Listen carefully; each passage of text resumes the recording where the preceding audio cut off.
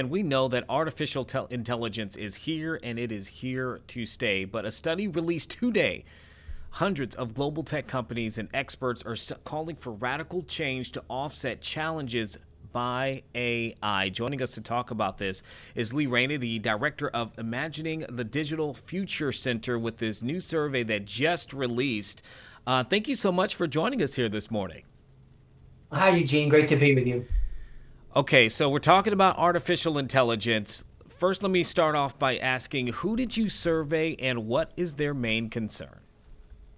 We focused on experts, people who are in the business of building AI or studying it or commenting on it, people who have smart things to say, especially about the future. It was a future-oriented report. And there were people from inside tech companies, people from scholarly institutions, people who are well-known pundits and pioneers in the internet environment.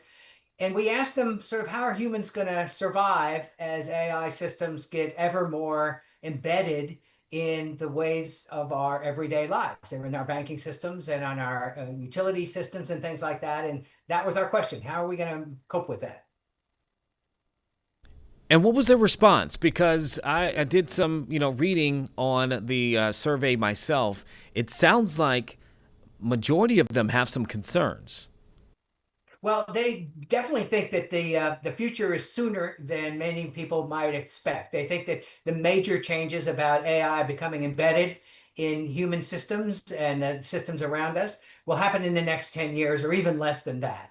And they are worried. They are worried about the ways in which this will affect our capacity to make decisions for ourselves, our capacity to learn new things if we are going to just defer to these systems, the way that we are going to be dealing with some of the important people in our lives, starting with our families and friends, but also the doctors and medical professionals we deal with, the financial professionals we deal with, and things like that. So they are also not in the camp of saying, AI is going to kill us all. The robots are going to kill us all. They're much more in an interesting, different camp saying the takeover or the influence of AI is going to be felt much more quietly, in many cases, invisibly. It's just going to be built into things that we already use and that already make decisions or shape decisions that affect our lives.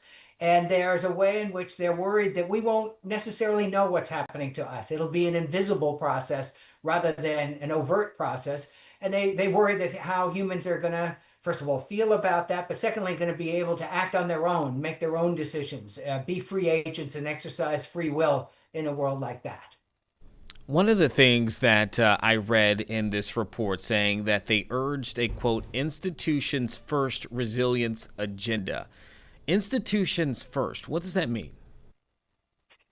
It was so striking to hear from these experts that the way in which AI is going to become embedded in all these systems in the coming years and is already in these systems is a ubiquitous kind of thing. It's taking place across a range of important dimensions of everyday life.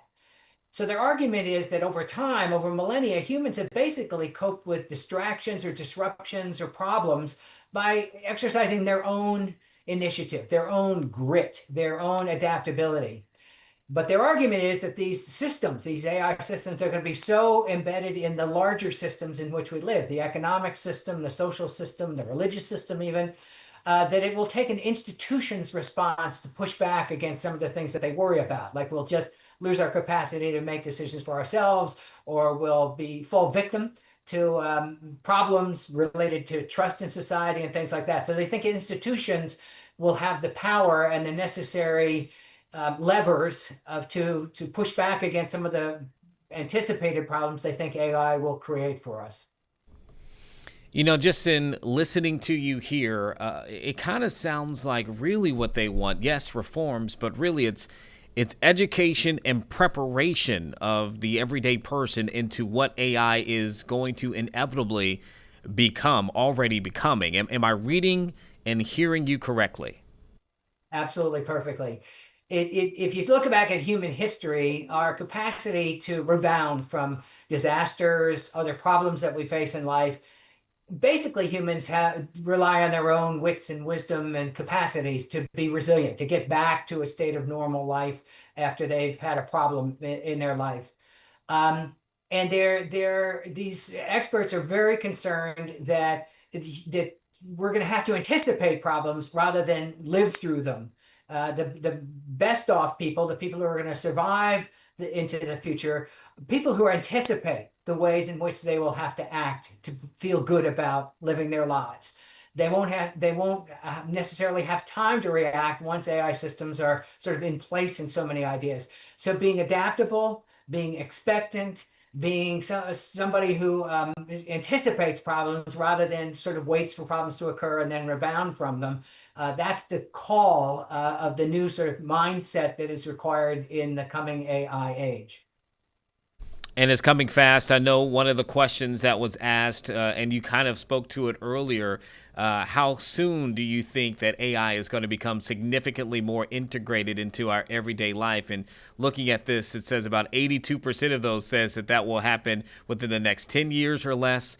13% believing that it's 20 to 30 years away, and I probably would personally lean closer to the 10 years or less myself. What's something else that you think, we have a few more minutes here, that people really should take away from this new survey that you all released today? I think it's to heed the message of these experts that it's a quiet process rather than a big open, big bang kind of process that AI moves into our lives. It's everywhere. It's in our systems already. And so being aware of that and prepared for that and making sure that you have some sense of autonomy about that.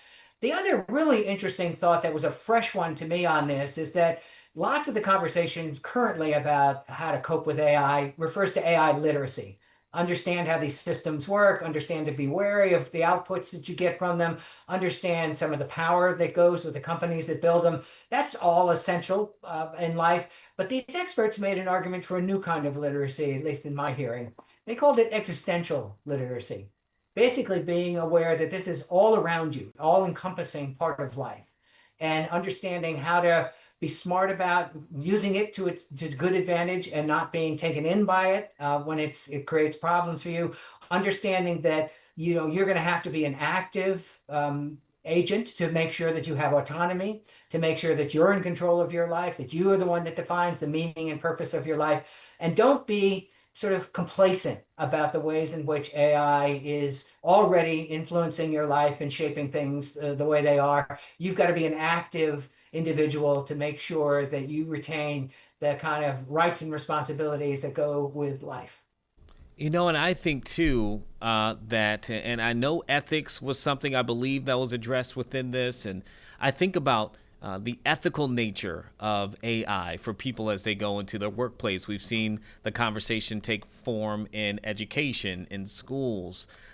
Is that addressed in more detail within your report, how we even approach ethics on the job or in education when it comes to AI and how we factor that in? Ethical concerns are one of the real strong through lines of this report. As you point out, it's something that influences the way people are taught now. In a very new environment where learning and teaching are deeply disrupted by AI systems. Ethics is at the center of the conversations about what's going to happen to jobs and the future of jobs in an environment where these systems can do a lot of the work that humans used to be paid to do. It's going to be a big challenge to people to figure out how to navigate that world and actually figure out potentially new ways to make meaning, to give purpose to their lives when they're not necessarily working lots and lots and lots, and they're not necessarily thinking that a deep, deep part of their identity is their job and their workplace and environment. You're right that ethics suffuses the conversation in higher education in particular, but K through 12 as well, about the impact of these systems on the local environment. The data centers are now becoming a big part of the national conversation about the impact of AI.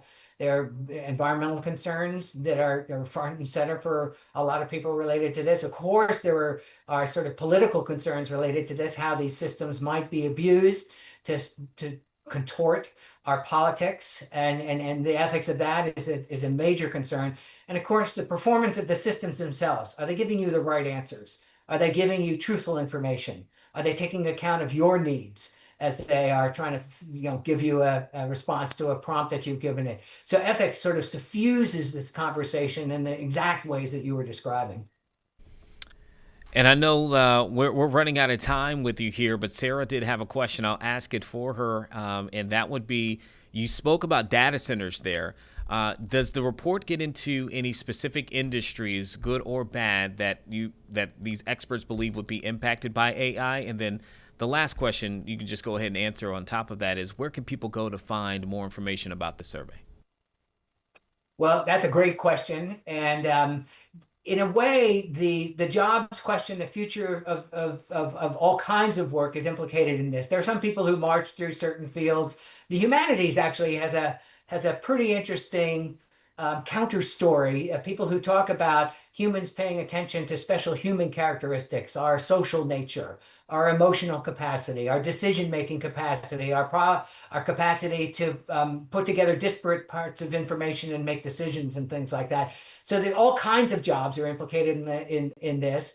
And they're jobs related to humans being with, reacting to, and serving each other. I mean, medical professions are a big part of this. There are ways in which social services are now sort of interesting fields in ways they didn't used to be before AI came on the scene. So these experts speak to things like that. And the report is available at our website, Imagining the Digital Future.